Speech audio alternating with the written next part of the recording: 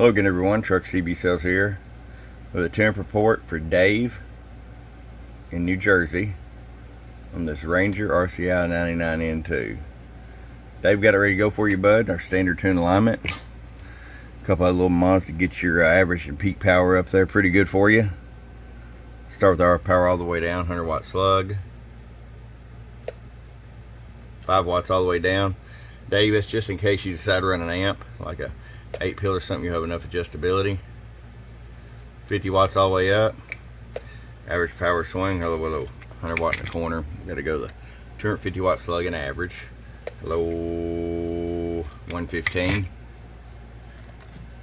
250 watt slug in peak. Hello, 250 watts right over in the corner. Dave, it's gonna be a nice little rig for you. They got an amazing receiver on them. If you're running a mobile, you must at least run an 8 gauge wire. I prefer 4 gauge. And if you don't have to add any wire, if you can run on the base, make sure you run a 100 amp supply, which we have as well. And one of these handy dandy stands are nice. Lets the cooling fan pull the air through. But Dave, we'll get this up to you in Jersey. Appreciate it from your friend Truck at truckcbsales.com. Bump bump.